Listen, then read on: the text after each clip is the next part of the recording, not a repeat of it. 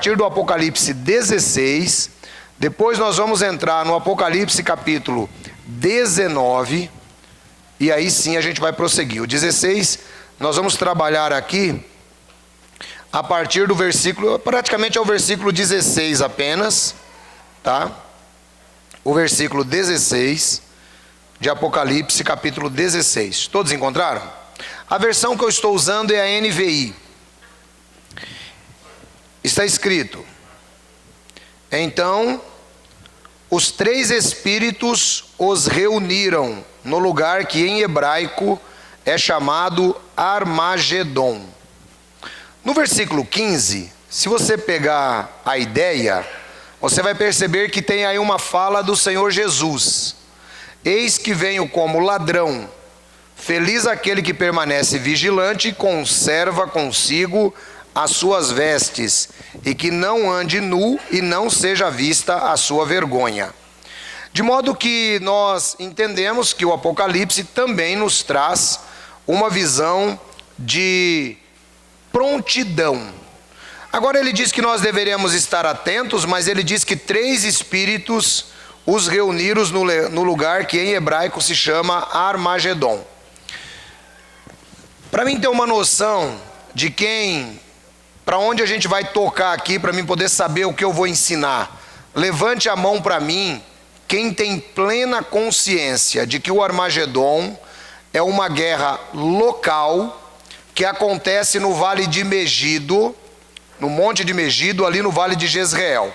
Levanta a mão para mim quem sabe disso e diz assim: eu tenho certeza disso. Ancião, levanta a mão aí.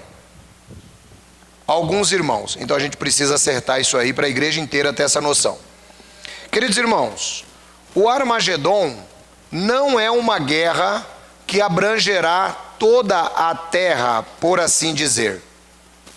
O Armagedon, conforme nós vemos, é uma guerra que está sendo planejada e ela está tendo a sua sequência, conforme nós vemos, por essas três expressões impuras, semelhante a rãs, conforme diz aí os espíritos. Esses espíritos são os espíritos que dominam todo o sistema político do mundo, todo o sistema político. De modo que Satanás, ele está reunindo a sua tropa política para uma guerra. E essa guerra é chamada a Guerra do Armagedon. Muitos filmes já foram feitos sobre o Armagedon. Quando você ouve falar em Armagedon, logo você pensa em sinal de fim de mundo. As seitas apocalípticas dizem que o Armagedon é uma guerra que estará na terra inteira e apenas eles serão salvos. Mas a Bíblia nos mostra completamente diferentes. Nós precisamos aprender a ler a Bíblia, irmãos, não na forma como se nos ensinou qualquer tipo de seita religiosa que nós participamos, ou mesmo grupos dentro da própria igreja. Precisamos entender a Bíblia de acordo com o que a Bíblia diz, de acordo com o que a Bíblia é. Então, o primeiro ponto: existe uma conspiração mundial promovida pelo próprio Satanás para o Armagedon. Ficou claro esse primeiro ponto para os irmãos? Está claro? Então existe uma conspiração de Satanás conduzindo para o Armagedon. Aí você me diz: mas por que essa conspiração de Satanás existe e está sendo conduzida para o Armagedon? Vamos lá, vamos dar uma olhadinha no livro de Daniel, capítulo 12. Vamos para Daniel, capítulo 12. Que aí você vai entender por que essa conspiração ela está em andamento.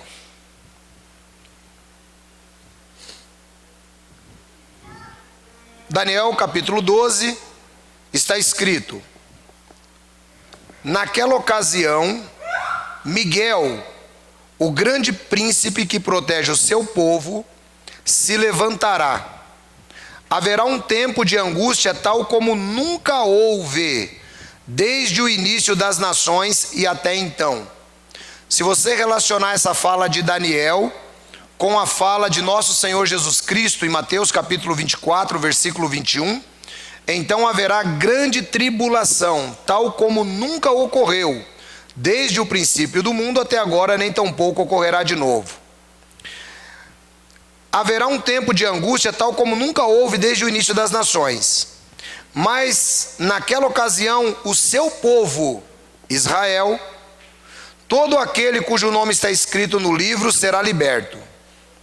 Então veja, irmãos, que a palavra de Deus nos deixa muito claro que Miguel terá que se colocar de pé. Miguel não é Jesus, definitivamente. Miguel é um arcanjo-chefe das hostes celestiais. E esse arcanjo, ele vem liderando as hostes celestiais para o Armagedon. Por que tem que ter um Armagedon, ancião? Tem que ter um Armagedon porque diz que Miguel se colocará de pé em favor dos filhos do seu povo, em favor de Israel. O que é que vai acontecer, irmãos? Qual é a sequência dos eventos? Qual é a sequência dos eventos? A sequência dos eventos é a seguinte: logo depois que o anticristo começa a reinar, nós temos então um período de dificuldades na terra, como eu já ensinei, que está descrito no livro do Apocalipse, no capítulo 6. Assim que o anticristo começa a reinar, nós temos um problema muito grave, porque muitas nações, em nome da democracia, não irão aceitar o governo do anticristo. Então isso vai gerar uma guerra muito grande, que não é a guerra do Armagedon. Não é a guerra do Armagedon. A guerra do Armagedon está para depois. E aí o que é que vai acontecer nesse momento? Nesse momento, o anticristo, diz a Bíblia que foi-lhe dado um arco e uma coroa, e ele saiu vencendo. Portanto, o anticristo, ele vencerá. Aí depois, o texto nos mostra que após a entronização do anticristo, no Apocalipse 6, que o Apocalipse 6 tem alguns que leem achando que ali é Jesus. Não, Jesus vem agora no capítulo 19, conforme eu vou explicar. No capítulo 6 é o anticristo. Depois do começo do reinado do anticristo, qual é a sequência que nós temos? A sequência que nós temos é a seguinte: haverá um período de guerra, de fome, de doenças e morte. São os 4 cavaleiros do Apocalipse. Então esses 4 cavaleiros, praticamente, eles são soltos durante o início do reinado do anticristo. Imagine vocês que hoje nós já estamos com um temor mundial por causa desta pandemia que está assolando a terra. Os irmãos já imaginaram quando verdadeiramente começar a grande tribulação, como será? A Bíblia diz, irmãos, que será um momento terrível. A Bíblia diz, se você voltar só um pouquinho, no mesmo Apocalipse 16, antes da gente prosseguir, a Bíblia diz que será um momento terrível. E esse momento terrível que nós viveremos, dê uma olhada aí comigo no capítulo 16.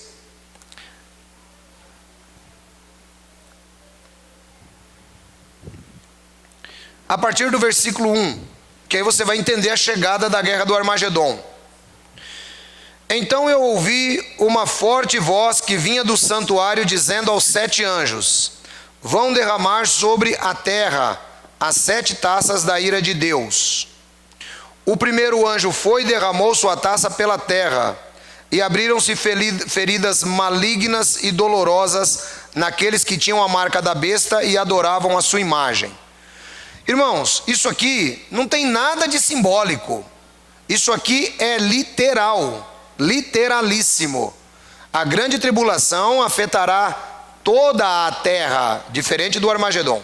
A grande tribulação, sim, afetará toda a terra. E conforme diz a Bíblia aqui, nesta ocasião, um dos 7 anjos derrama sua taça sobre a terra, e as pessoas ficam doentes de uma maneira como nunca se viu antes. As pessoas vão pedir para morrer. de tão terrível que será esse momento. Então você imagine esse momento que nós estamos vivendo agora, que é um momento relativamente pequeno. Se você parar para prestar atenção, é apenas uma gripe. É apenas uma gripe que tomou proporções escandalosas no mundo e mata rapidamente, porque quando ela é detectada, 50% dos pulmões já estão comprometidos. E os homens, o que é que já estão fazendo? A humanidade está morrendo de medo. Estão fazendo isolamentos nas fronteiras dos países. Eu voltei agora em Guarulhos, todas as pessoas, na sua grande maioria, com máscaras, com medo de pegar a Covid-19. Então veja, uma pandemia desta já tem colocado os homens em estado de alerta. Imagina quando Deus realmente derramar as suas pragas sobre a terra. Porque isso vai acontecer, irmãos. Está escrito aqui que os que serão afetados são aqueles que têm a marca da besta. Quem notou isso? São os que têm a marca da besta. Irmão, é o seguinte, ter a marca da besta nesta ocasião significa que a pessoa, ela já está completamente fora da salvação. Até porque, conforme nós já aprendemos, a salvação é efetuada antes da fundação do mundo. Até porque nós já aprendemos que os verdadeiros cristãos não receberão a marca da besta. Até porque nós já aprendemos que muitos cristãos morrerão durante a grande tribulação por rejeitarem a marca da besta. Então a grande tribulação, ela vai ter um peso muito grande sobre quem? Ela vai ter um peso muito grande sobre quem? Não sobre a igreja do Senhor Jesus, embora nós estaremos aqui durante a grande tribulação. Mas nós podemos comparar, como um tipo profético, aquilo que ocorreu com Moisés e o povo de Israel durante as 10 pragas.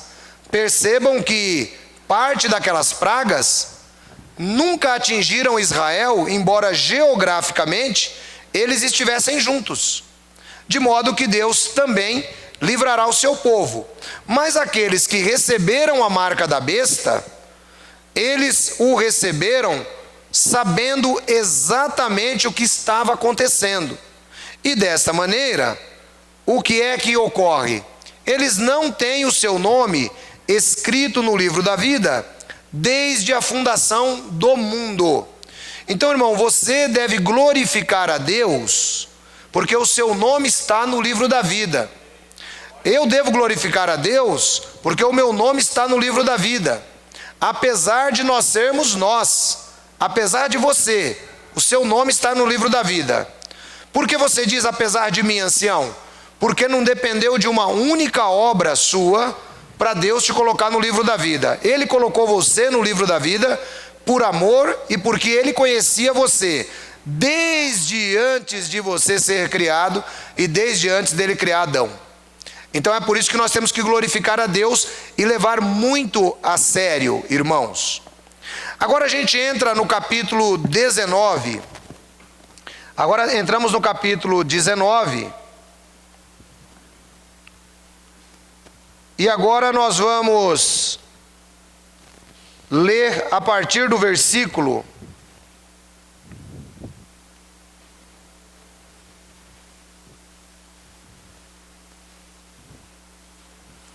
Vamos ler a partir do versículo 7. Até aqui deu para os irmãos entenderem a sequência dos acontecimentos? Amém? Então guarda, irmão, essa sequência. Ah, mas é que eu vi na internet um pastor falando. Então, irmão, você tem a opção de entender a Bíblia corretamente ou de ouvir um pastor falando. Amém? Então vamos prosseguindo. Versículo 7 do Apocalipse. Então até aí nós já entendemos, só fazendo aqui um breve retrospecto, nós já entendemos que Satanás está reunindo todas as tropas militares para atacar Israel, que é o tempo que Miguel se põe de pé.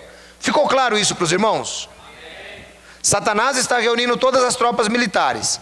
Quem é o representante de Satanás para essa reunião? É o anticristo. O governo do anticristo é quem vai fazer com que se concretize e que todos eles se encontrem lá no Vale de Megido. Alguns dizem, mas o Vale de Megido é muito pequeno para se reunir todas as tropas do mundo. E aí eu vou responder como disse o apóstolo Paulo: ó insensatos, não significa que todas as tropas do mundo estarão no Vale de Megido. O que significa é que todas as nações do mundo enviarão conjuntos de tropas para Megido em apoio do anticristo para atacar Israel. Isso significa que cada país na face da terra que enviar tropas para atacar Israel estará se comprometendo contra o Cordeiro. E o que é que vai acontecer? Zacarias capítulo 14 nos diz que todos aqueles que prestarem serviço militar contra Israel terão a sua língua apodrecida na boca e os seus olhos apodrecendo nas suas órbitas. Ou seja, toda nação em qualquer parte do mundo que apoiar, que enviar material bélico contra Israel, essa nação, ela estará comprometendo também os seus próprios cidadãos. De modo que é importante que nós venhamos a entender isso, porque embora nações inteiras estarão se comprometendo, pessoas individuais não estarão sendo afetadas nessas nações, porque não compactuam com a sua liderança política e não receberam a marca da besta. Essa é a primeira ideia que nós temos. Muito bem, o anticristo foi empossado, seguiu-se esse momento de guerra. Alguns cristãos sinceros entendem que a grande tribulação vai durar 7 anos. Alguns cristãos sinceros entendem assim. Por quê? Porque a Bíblia nos fala, em algumas vezes e repetidas vezes, em momentos dificultosos, trazendo 1260 dias, ou 3 anos e meio e 3 anos e meio, como acontece com a morte das 2 testemunhas, como acontece com a medição do templo, como acontece com a última semana de Daniel. Então alguns cristãos sinceros fazem relação desse texto e dizem, olha, a grande tribulação durará 3 anos e meio. É fato isso? Não sabemos, não temos como dizer. Mas uma coisa é fato, Jesus Cristo disse, se aqueles dias não fossem abreviados, nenhuma carne seria salva, mas por causa dos meus escolhidos, aqueles dias serão abreviados. De modo que seria um pouco dogmático tentarmos fixar um tempo para a grande tribulação. Mas é um período que a Bíblia chama, que é o período de angústia de Jacó. E esse período, ele de fato acontecerá, e nós teremos eventos acontecendo. Parece-me que os primeiros tempos de reinado do anticristo serão momentos sangrentos, serão momentos dificultosos, mas ele vai ajeitar a terra e trará paz à terra durante esse momento. Muito bem, então isto significa que a terra entrará em um período de paz, logo depois do momento do anticristo. Até porque está previsto na Bíblia que 10 nações entregam para o anticristo todo o seu poder. Bom, nós não temos só 10 nações no mundo. Então como devemos entender isso? Devemos entender que 10 blocos entregarão todo o seu governo para a fera. Blocos como, por exemplo, o Mercosul, a União Europeia e outros blocos que se formarão até lá. Blocos quer políticos, quer comerciais. Eles entregarão à fera todo o seu poder. É assim que a Bíblia ensina. De modo que o mundo inteiro vai se curvar diante do anticristo. Isso aqui é um fato que nós precisamos entender. E é importante, irmãos, que você, conforme diz a Bíblia, quem tem ouvidos, ouça o que o Espírito diz à igreja. Porque vai chegar um momento que você vai se ver agora diante da seguinte situação: ou você verdadeiramente tem seu nome escrito no livro da vida, ou não tem. Ou tem ou não tem.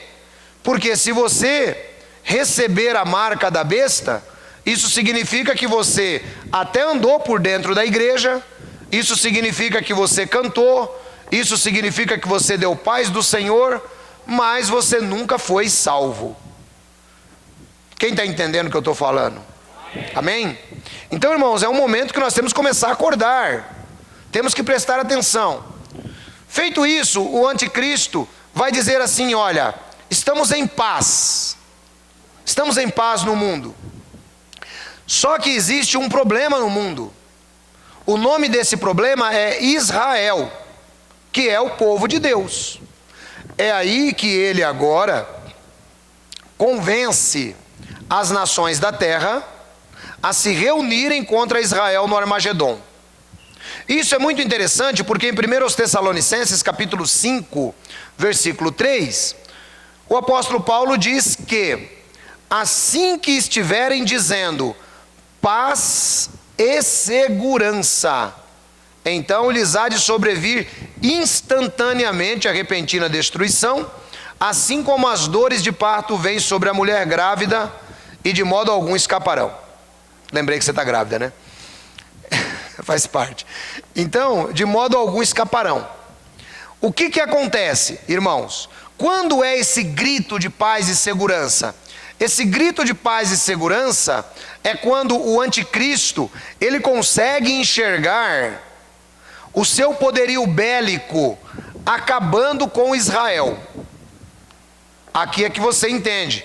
Neste momento colocar-se-á de pé Miguel, o grande príncipe, em favor dos filhos do seu povo. É aqui que Miguel aparece. E é aqui que Jesus volta. E é aqui a relação entre 1 Tessalonicenses capítulo 4, versículo de 13 a 17. Onde o Senhor Jesus vem nas nuvens do céu, com alarido, com a voz do arcanjo e com a trombeta de Deus, com a última trombeta, chegando para a execução do anticristo e também de todos aqueles que o apoiaram contra Israel. Ficou claro para os irmãos isto? Amém? Essa é a sequência, é isso que vocês vão ver. É isso que vocês vão ver, tão certo quanto vocês estão me vendo. Eu não tenho dúvida alguma disso que lhes estou falando. E a gente entra para o capítulo 19, versículo 7. Regozijemo-nos, vamos nos alegrar e dar-lhe glória, pois chegou a hora do casamento, e a sua noiva já se aprontou. E foi-lhe dado para vestir-se linho fino, brilhante e puro. O linho fino são os atos justos dos santos. E o anjo me disse: escreva, felizes os convidados para o banquete do Cordeiro. E acrescentou: estas são as palavras verdadeiras de Deus. Então caí aos seus pés para adorá-lo, mas ele me disse: não faça isso, sou servo como você, e como os irmãos que se mantêm fiéis ao testemunho de Jesus. Adore a Deus. O testemunho de Jesus é o espírito de profecia. Vi o céu aberto, e diante de mim um cavalo branco, cujo cavaleiro se chama Fiel e Verdadeiro. Ele julga e guerreia em justiça. Perceba, agora João está vendo o céu aberto, e agora Jesus está vindo. Agora Jesus está vindo, tá? Com as hostes celestiais. 12. Seus olhos são como chamas de fogo, e em sua cabeça há muitas coroas e um nome que só ele conhece, ninguém mais. Está vestido com um manto tingido de sangue, e o seu nome é a palavra de Deus. Essa representação identifica o verdadeiro cavaleiro do cavalo branco. O anticristo, no capítulo 6, não tem um nome. Ele também não tem a sua veste tingida de sangue, indicando que ele comprou a humanidade com o seu próprio sangue. Mas agora a identificação é clara. Ele tem o sangue que derramou sobre toda a humanidade, e ele se chama a palavra de Deus, ou o Logos de Deus, fazendo referência a João capítulo 1, versículo 1. 14. Os exércitos do céu o seguiam, vestidos de linho fino branco e puro, e montados em cavalos brancos. Da sua boca sai uma espada afiada, com a qual ferirá as nações. Agora eu quero que você comece a prestar atenção no linguajar do texto, para você poder entender. Eu disse que o Armagedon é uma guerra que se refere à localidade de Megido. Ficou claro isso para todo mundo? Amém? Diz aqui que Jesus está voltando, os exércitos do céu o seguem. Vem com ele os seus santos anjos, vem Miguel tocando à frente. Nesse momento aqui, nas nuvens dos céus, ocorre a ressurreição de todos os mortos fiéis a Cristo, ocorre a ressurreição de todos os santos do Antigo Testamento, e ocorre o arrebatamento da igreja até as nuvens dos céus. Nós nos juntamos aos exércitos celestiais e descemos num abrir e piscar de olhos, conforme nos diz a Bíblia, para a guerra do Armagedon. De modo que a igreja estará presente na guerra do Armagedon, sendo ela arrebatada no final da grande tribulação, quando Jesus volta. Ficou claro para os irmãos? A igreja é arrebatada não para ir para o céu. A igreja é arrebatada para voltar com Jesus para a Nova Jerusalém, para o reinado milenar de Cristo, onde nós seremos governadores juntamente com Jesus, aqui na terra. Essa é a ideia que a Bíblia nos apresenta. Os exércitos dos céus vêm com Jesus. E agora é que começa a batalha do Armagedon. Veja, embora a igreja está na grande tribulação na terra, a igreja não está na grande tribulação no Armagedon. Quem entendeu essa palavra aí? Não está, são coisas completamente diferentes. Não sabemos qual é o período de transição entre a grande tribulação e o Armagedon, mas indica-se que é muito rápido. Isso vai acontecer muito rapidamente. E aí ele continua dizendo assim, olhe: e da sua boca saiu uma espada afiada, com o qual ferirá as nações. Quem vai ser ferido por Jesus? As nações. Mas veja agora o ponto importante: ele as governará com cetro de ferro. Jesus vem para ainda governar o mundo no período milenar. Eles serão governados com cetro de ferro. Tá? Então veja, as nações não serão destruídas no Armagedon. Muito pelo contrário, serão governadas por Cristo. Aqui aplica-se o Salmo número 2. Reis, beijem o filho, para que a sua ira não vos esmague. Nesta ocasião, as nações terão de saber quem realmente é o rei de toda a terra, que é nosso Senhor e Salvador Jesus. E o texto diz: ele as governará com vara de ferro. Ele pisa o lagar, o vinho do furor da ira de Deus, o Todo-Poderoso. A Bíblia compara a guerra do Armagedon com um lagar de vinho. Os lagares de vinho, eles eram recipientes, vamos dizer, eu vou ilustrar uma bacia, só que uma bacia muito grande, e se jogavam as uvas lá dentro,